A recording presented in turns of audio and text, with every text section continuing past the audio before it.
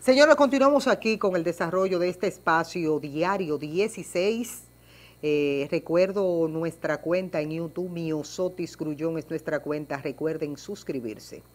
Miren, muchas veces el Dios nos da muchas oportunidades y uno de mis privilegios que yo he tenido dentro de la comunicación es que me haya dado la oportunidad de conocer de cerca y de tratar de cerca a un hombre con la trayectoria de don Hercilio Veloz Burgos. 53 años solamente con su programa El Pueblo Cuestiona. Y todo el que hace comunicación en la República Dominicana tiene a don Hercilio Veloz como su referente. Y ese ha sido toda mi vida desde que inicié en los medios de comunicación, mi referente en los medios, don Hercilio Veloz Burgos. Por eso me siento sumamente contenta de que me dé siempre la oportunidad de compartir con él. Un privilegio enorme, don Hercilio, para mí y para toda la empresa de Frecuencias Dominicanas, el hecho de que usted esté aquí compartiendo con nosotros. Bueno, el privilegio es mío, la gran satisfacción es nuestra estar en mi canal, porque estuve en la inauguración, gemelo, por decirlo así, del canal donde trabajo, Frecuencia Dominicana, Canal 24. Pero más aún, la gran satisfacción que tengo de haber sido invitado por una mujer que yo siempre he admirado, la respeto, además, una mujer que se ha hecho respetar con sus comentarios atinados como los que acaba de hacer en estos momentos, para orientar, educar, concientizar a la colectividad nacional, de manera especial a la juventud dominicana. Ella está haciendo justamente lo que debe hacer un comunicador, convertirse concomitantemente con su labor de comunicador, también como profesor, como orientador, capaz de evitar o buscando evitar que los jóvenes de nuestro país caigan en situaciones como la que ella acaba de mencionar con lo que sucedió en Puerto Plata. No podemos continuar viendo fríamente, calladamente, estos acontecimientos, porque definitivamente, ¿qué será de nuestro futuro? ¿Qué será de nuestro futuro? Hoy sin familia, porque prácticamente la familia nuestra, como hemos dicho, se ha digregado en tal forma que lo que impera más en un hogar hoy por hoy es el celular, no la comunicación continua, permanente, al desayunar, al almorzar, al cenar, antes de acostarse, en fin, no el celular. Y tal como dijo el Papa Francisco, y yo sé que esto no le va a gustar, tal vez o sin tal vez, a muchas personas, especialmente jóvenes, es una adicción. Es algo similar a las drogas. El celular, uno va donde hay 5 o 6 jóvenes y ninguno tiene nada que decir, nada que intercambiar, un comentario, porque todo está dentro del celular. Y da pena visitar un hogar donde uno cree que va a encontrar una familia unida. Cada quien tiene un celular, se está comunicando o está haciendo quién sabe qué cosa con ese celular.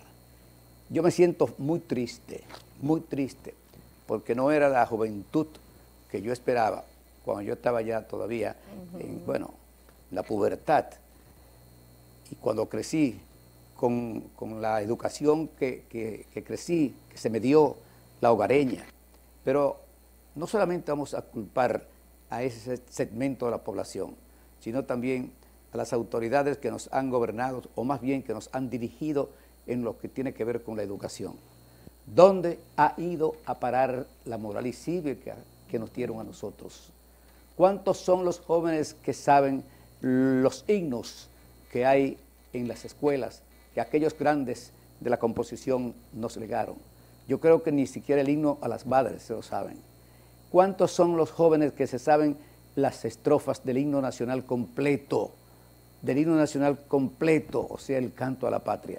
¿Cuántos son los padres que le están inculcando a sus hijos que hay que respetar los símbolos patrios, el himno, la bandera, el escudo. Y ni hablar de los hombres que entregaron sus vidas por darnos una patria libre, independiente y soberana.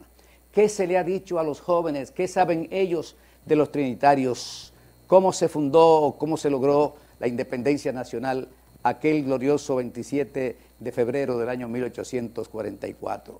¿Quiénes fueron los integrantes de la Trinitaria que fundara Juan Pablo Duarte aquel 16 de julio del año 1838, Día de las Mercedes, Día del Carmen, perdón, del Carmen?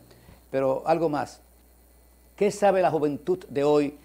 ¿Qué pasó aquí en el año 1930 con alguien que se llamó Rafael Leónidas Trujillo Molina? ¿Qué saben ellos de cómo terminó esa dictadura? ¿Qué saben ellos qué pasó después de esa dictadura de casi 31 años? ¿Qué saben ellos de alguien que todo el mundo conoce, pero que pocos hablan? ¿Quién fue Juan Bosch, por ejemplo? ¿Qué hizo él cuando llegó a la presidencia de la República? Propiciar una constitución la más avanzada de República Dominicana. Pero más aún, ¿qué saben ellos del gobierno que surgió a raíz de la conspiración contra ese gobierno democrático de Juan Bosch? Repito, el que nos dio la constitución más avanzada. Pero ¿qué saben ellos por qué lo derrocaron a Juan Bosch? ¿Qué saben ellos qué pasó con Manolo Tavares Justo y sus 25 compañeros? ¿Qué saben ellos por qué Manolo se fue a las montañas? ¿Qué saben ellos qué pasó el 24 de abril de 1965? ¿Acaso sabrán ellos que esos acontecimientos desgraciados de abril del 65 fue producto precisamente del derrocamiento de Juan Bosch? Algo que hemos dicho muchas veces. Si aquí no se hubiese derrocado el gobierno democrático de Juan Bosch, aquí no hay ni revolución y mucho menos intervención norteamericana. Intervención que realmente nosotros nos sentimos orgullosos porque la combatimos desde el micrófono de Radio Constitucionalista. ¿Qué saben ellos de Francisco Alberto Camaño Deñó, héroe nacional? ¿Qué hizo él en esos precisos momentos? Es decir, ¿quiénes fueron para esa juventud las hermanas Mirabal? Y me da una pena terrible. Van al colegio de periodistas, donde tengo mi oficina muchas veces, a buscar algunos datos. Y yo lo primero que hago es, o nosotros, no me gusta hablar en primera persona, es hacerle un mini examen a ver cómo están. Y me dio una pena terrible. Fueron 5 jóvenes, 3 hembras y 2 varones. Y le pregunté a las hembras qué sabían ellos de las Mirabal. Y ¿sabe lo que me dijeron? Me dijo una porque la otra no dijo una palabra. Así fue una mujer que mataron en Santiago, San Francisco, que no sabía dónde la mataron, ni cómo la mataron, ni por qué la mataron, por Dios. Y cómo es justo esto que tengamos una educación que en vez de ayudar a nuestra juventud, con el silencio en cierta medida cómplice, pues nos están dando realmente más que profesionales serios, honestos, a hombres incapacitados. Quien no conoce su historia o quien conoce esa historia y la olvida, está llamada a repetirla. Hay que volver al pasado, hay que volver a aquella moral y cívica que nos damos. Y repito que en las escuelas, en los colegios, donde sea, se le enseñe a los estudiantes las letras del himno nacional dominicano, donde está sintetizado qué se hizo, qué se estaba haciendo en ese momento y qué debemos hacer los dominicanos.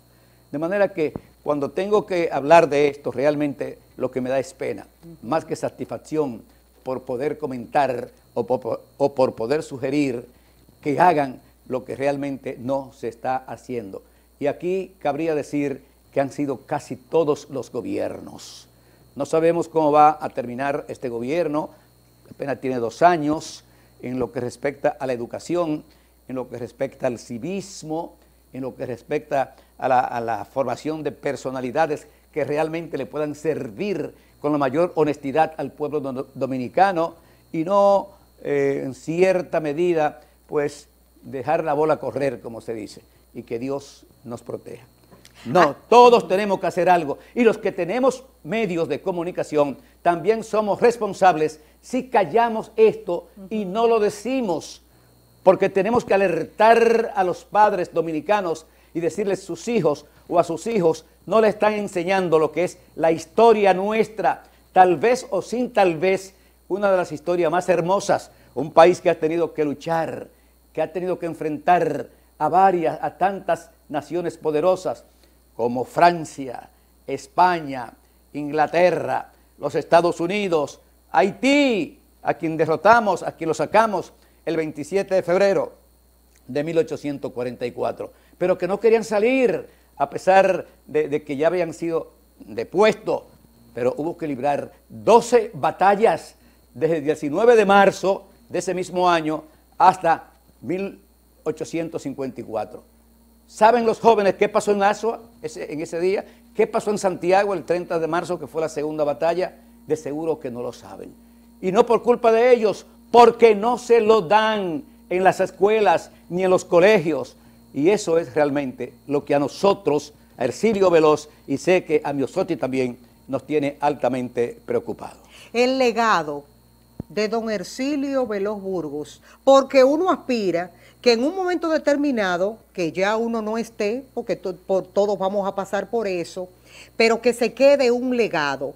¿Cuál piensa don Hercilio Veloz Burgos que será ese legado que le pueda servir a las presentes y futuras generaciones? Realmente he venido pensando desde hace mucho tiempo que yo voy a dejar en este paso de más de 60 años en la vida pública. Me inicié en la radio primero, con muchos años, y luego el 1 de diciembre del 69 ingresamos a la televisión. El pueblo cuestiona, tenemos que hablar de él, es un programa abierto a toda manifestación del pensamiento humano. Ha pasado todo el que ha querido por el pueblo cuestiona. Nosotros nunca hemos mirado o hemos hurgado para ver cuál es la forma de pensar políticamente de nuestros entrevistados. Porque dijimos en aquella oportunidad, y lo repetimos en el día de hoy, que tantos derechos tiene un presidente de la República a hablar, a expresarse, como lo tiene un infeliz hijo del pueblo.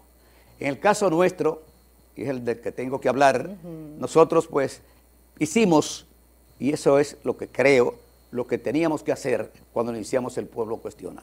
Repetimos, tener un programa abierto. Nunca hemos sido excluyentes, sino incluyentes. Por nuestro programa han pasado todos los presidentes después de la muerte de Trujillo, todos los vicepresidentes después de la muerte de Trujillo, menos dos vicepresidentas no han pasado. Pero además es el programa donde se ha entrevistado a más obreros, a más campesinos, a más niños huérfanos, a más ancianos, a más mujeres, a más médicos, a más abogados, y lo digo sin temor, que nadie me puede desmentir, porque tenemos todas las fotos de esas comparecencias de esos jóvenes. ¿Qué yo aspiro dejar como legado? Que esto cambie, irme con la satisfacción de que pusimos algo, aunque fuera un átomo de un grano de arena, para que las futuras generaciones puedan disfrutar de otra situación que no sea la de hoy. Hoy, justamente, donde todo el mundo tiene miedo, donde hay más armas hoy que libros de educación, armas en la calle. Aquí no se sabe si las Fuerzas Armadas y la Policía Nacional usan armas legalmente. Aquí no se sabe cuántas miles de armas ilegales hay en República Dominicana. Y un arma ilegal, ya todos sabemos para lo que es, para robar, para matar, para violar. Y eso no puede continuar. Creemos que en estos momentos tenemos un gobierno, tenemos un ministerio público que están actuando con la mayor responsabilidad. Pero pensamos nosotros que no lo debemos dejar solos a ellos, que desde nuestros medios tengamos que decir o podamos decir algunas cosas, aunque pasen como hojarasca al viento, pero sí saber nosotros que hemos hecho lo que teníamos que hacer, orientar, educar, concientizar, no solamente a los jóvenes, sino también a los adultos y, por qué no decirlo, también a los que nos han gobernado y a los que nos gobiernan actualmente. Tengo mucha esperanza en que esto podría cambiar, porque quien gobierna el país hoy es un hombre que no fue ahí a robar, pero además viene de una familia de educadores Y él es un educador y él sabe más que cualquiera de nosotros lo que representa la educación para cualquier pueblo en el mundo y más para el pueblo de República Dominicana, que real y efectivamente nos ha costado tanto trabajo, tantas lágrimas, tantos muertos para decir vivimos en un país libre, independiente y soberana.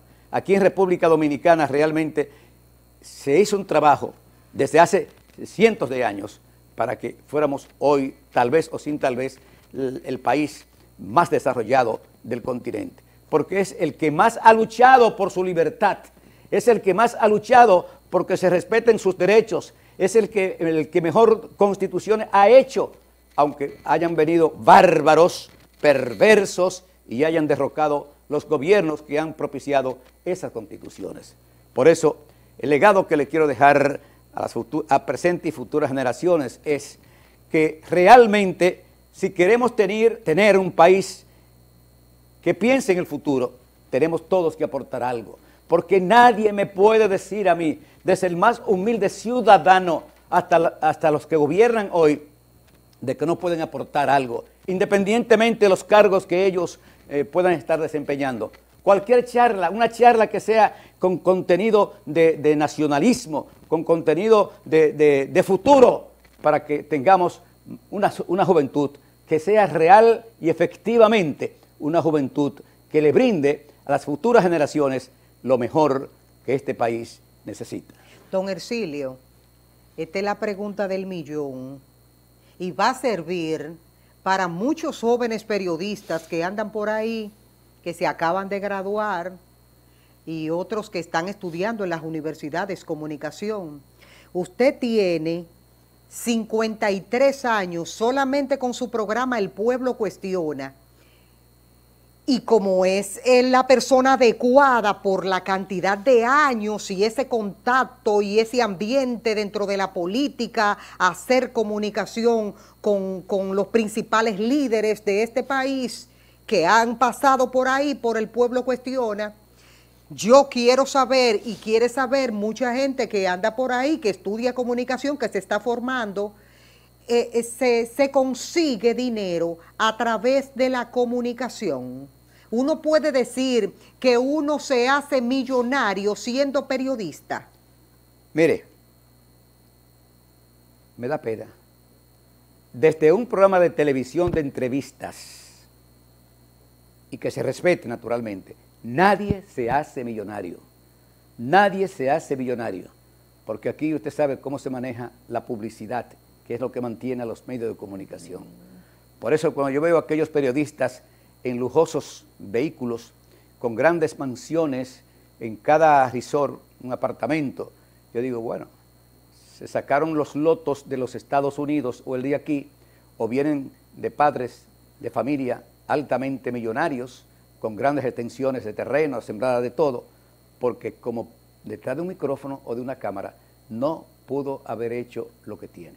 Es decir, que aquellos jóvenes que crean, los que están estudiando comunicación o los que se han graduado recientemente, que van a comprar un buen carro siendo periodistas o una buena casa siendo periodistas o van a disfrutar de muchas cosas para su familia siendo periodistas, que sepan que tendrán que trabajar mucho, y cuando digo que trabajar mucho es decir el pluriempleo, 4 o 5 empleos para poder lograr esos objetivos.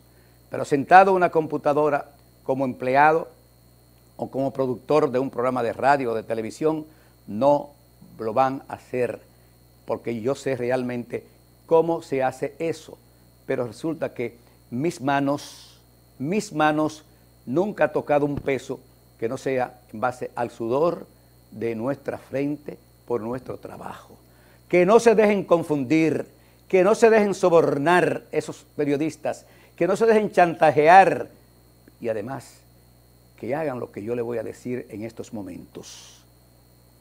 Un minuto de reflexión nos evita muchos años de arrepentimiento. Lo repito, un minuto de reflexión nos evita muchos años de arrepentimiento. Pero más aún, todos los que están presos hoy, por las razones que fueren, pensaron en el hoy, no en el mañana.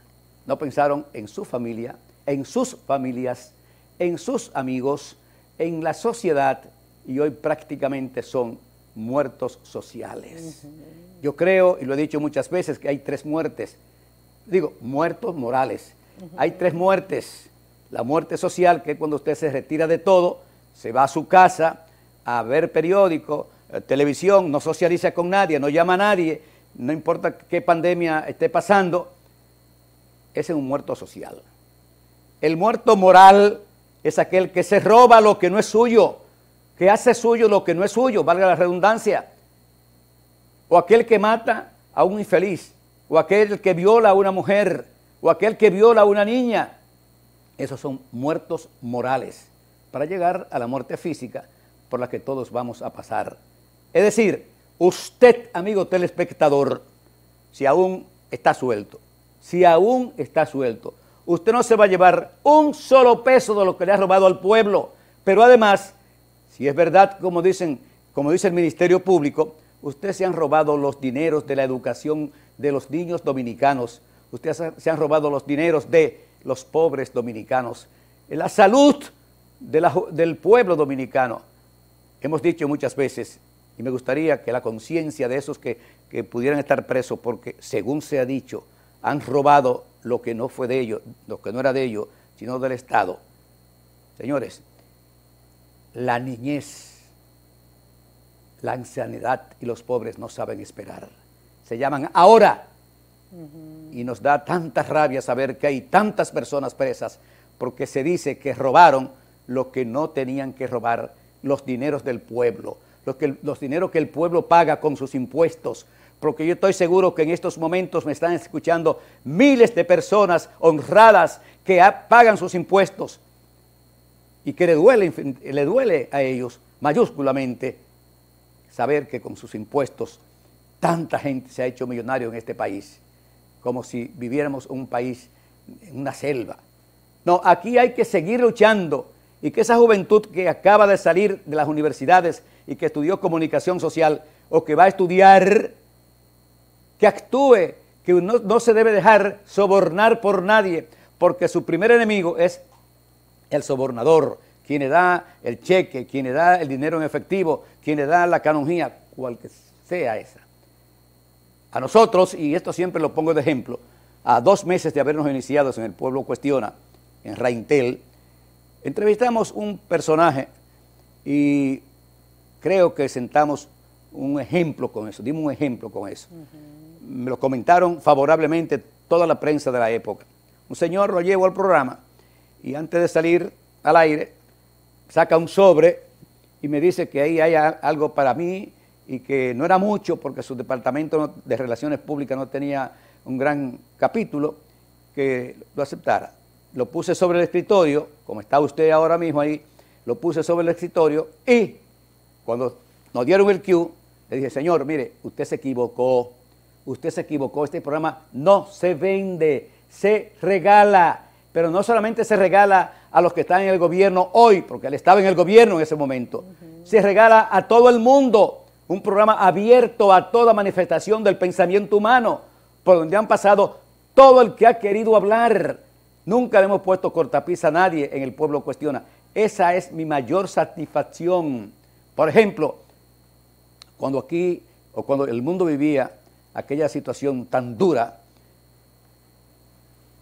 hablo del comunismo y del anticomunismo rabioso a nivel nacional e internacional, nosotros entrevistamos a los principales dirigentes de izquierda de la República Dominicana, porque El Pueblo Cuestiona sabía que tenía la misión de no solo darle cabida a los funcionarios del gobierno de ese entonces, de Balaguer, sino a todo el mundo. Por eso, el primer entrevistado en El Pueblo Cuestiona, que era dirigente comunista en esa época, se llamó José Israel Cuello. Ese fue el primero. Primer comunista que fue entrevistado en un programa de televisión en República Dominicana. Después pasaron todos, en Tavares, la gente del Pacoredo, la gente del MPD, pasaron por El Pueblo Cuestiona. ¿Por qué? Porque yo decía que tanto derecho tenía Balaguer a hablar y los funcionarios a hablar, tanto derecho tenían ellos hablar como esos izquierdistas. El presidente más llano que nosotros hemos tenido, cuando digo llano, me refiero como más asequible, más dispuesto a hablar de las cosas del país. ¿Quién fue? Bueno, ¿O quién ha sido? Bueno, nosotros hemos entrevistado a todos los presidentes después de la muerte de Trujillo. Ajá. Yo tengo una gran satisfacción de haber entrevistado, por ejemplo, a Juan Bosch en varias oportunidades, de haber entrevistado a don Antonio Guzmán Fernández, claro, una sola vez, Antonio Guzmán Fernández, de haber entrevistado a José Francisco Peña Gómez, para mí, uno de los hombres de este país que aún no se le ha rendido el homenaje que merece rendírsele.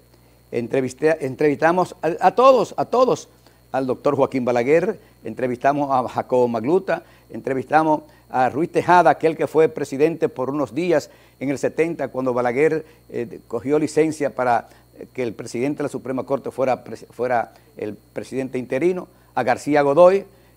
Para mí, uno de los presidentes con quien yo tuve más contacto, uno de los expresidentes fue Juan Bosch. Juan Bosch. Fue Juan Bosch. Pero además, nunca Juan Bosch fue al pueblo cuestiona. Y no me dejó un mensaje a mí, por ejemplo. A nosotros, no nos dejó un mensaje. Después que terminaba, él mismo me decía, Ercilio, tal y tal cosa, tal y tal cosa, tal y tal cosa. Es decir, creo que Juan Bosch, después hemos tenido gobierno como el de Leonel Fernández, que es una gran figura, un gran intelectual, y sucesivamente. Tenemos ahora un Luis Abinader, a quien conozco desde que era un jovencito, junto a su padre, José Rafael Abinader, y yo creo que realmente ponerlo a ellos, a cada uno, cuál fue el más, cuál fue el menos, todos con sus luces y sus sombras, porque no podemos decir que tampoco eran todos hombres impolutos. Tenían por ejemplo, Juan Bosch, tenía algunos arranques, Juan Bosch. Era un hombre alguna vez... Era un hombre de fuerte carácter, Bosch. Sí, por ejemplo, se le paró, creo que a un productor de programa de televisión por una pregunta que le hizo. A mí nunca simplemente me hizo algo, y yo siempre lo cuento porque es algo medio chistoso.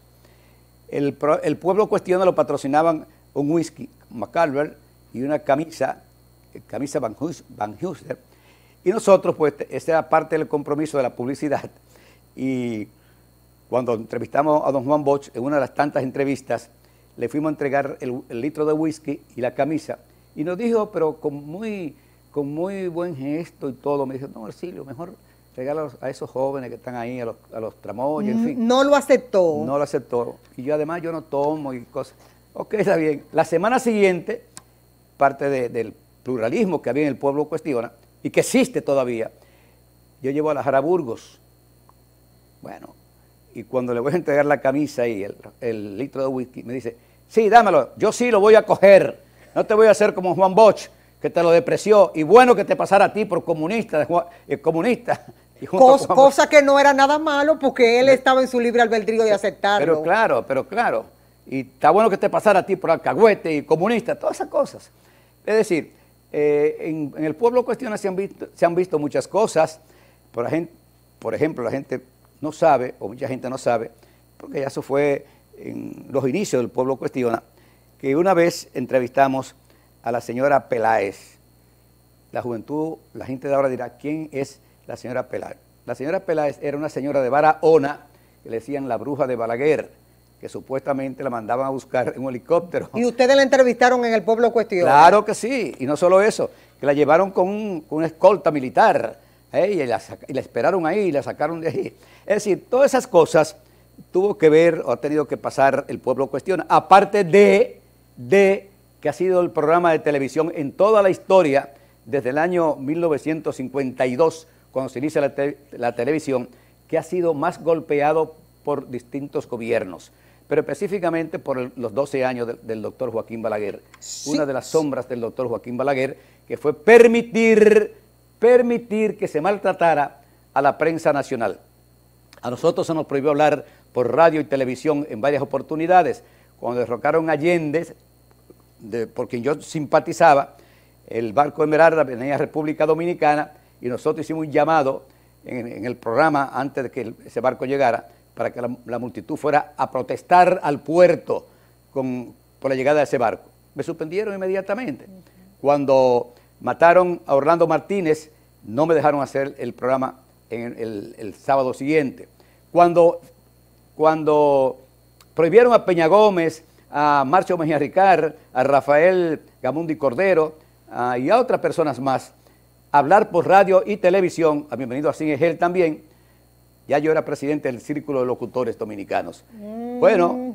En ese momento ya. Sí, en ese momento. Don Cundo Gil me va a ver. Eso de la presidencia del Círculo de Locutores, ¿era en qué año, don Hercilio? 72, 73, 75. Eso fue, lo que le voy a contar fue en el 75, Ajá. antes de yo salir de la presidencia. Don Cundo Gil, que era presidente del PRD, me va a ver a mi oficina y me dice que me llevaba una carta del comité político del PRD para que nosotros hiciéramos un comentario, ya no solamente como comentarista, sino como presidente del Círculo de Locutores. Bueno, yo cojo mi carta, la leo, la carta, y señores, me suspenden. Por eso aquel famoso editorial. ¿Por cuántos días lo suspendieron, don Hercilio? Casi un mes. Por casi un mes. Casi un mes. ¿Y el motivo? Porque leí la carta de Peña Gómez. Porque leyó la carta de Peña Gómez. Porque la carta del PRD pidiendo que se levantara la censura que había contra Peña Gómez y las demás personas. Eso provocó, porque era presidente del Círculo de Locutores, y se le dio la vuelta al mundo porque muchas agencias lo despacharon a nivel internacional. Eso provocó que el periódico El Sol, en ese momento lo dirigía Radamés Gómez Pepín, publicara 6 columnas en rojo, un titular que decía: lo insólito, prohíben hablar a jefe de locutores. Es decir, todas esas cosas nosotros tuvimos que pasar. Usted no se puede ir de aquí sin que yo le haga esta pregunta. Dígame. Hay una frase súper famosa dentro de la política, cuando la gente está en campaña, logra un puesto público y se inserta. Y dicen: tú quieres conocer a Julito, dale un carguito. De esas grandes figuras que pasaron por El Pueblo Cuestiona, ¿a quién se le subió los humos y perdió, como dicen en los campos, de que perdió el tino? Hay un antes y un después, un comportamiento antes de llegar y un comportamiento después de llegar al poder. Yo diría que a casi todos, y muchos tienen razón, otros no tienen razón. ¿Por qué pasa eso con su experiencia, don Hercilio? Eso pasa porque muchas personas piensan que los cargos son eternos. Se olvidan que son servidores del pueblo que lo llevó a esa posición que hoy justamente desempeñan, o que desempeñaba en ese momento. Tengo que decir, las personas que tuve mejor trato desde el gobierno, desde sus posiciones, y la forma, con el don de gente que me recibían. Por ejemplo, Antonio Guzmán me recibió un par de veces, Jacobo Magluta, en los 43 días, aún yo siendo diputado, me recibió 1 o 2 veces, fue por mi casa también, siendo presidente. Además, Leonel Fernández me recibió un par de veces también, y así sucesivamente. Pero muchas veces el presidente está muy ocupado, con una agenda de meses. Y cuando lo hacen los funcionarios del gobierno de turno. Ahora sí, eso le iba a decir. Una cosa son los presidentes, los vicepresidentes, y otra cosa son sus funcionarios.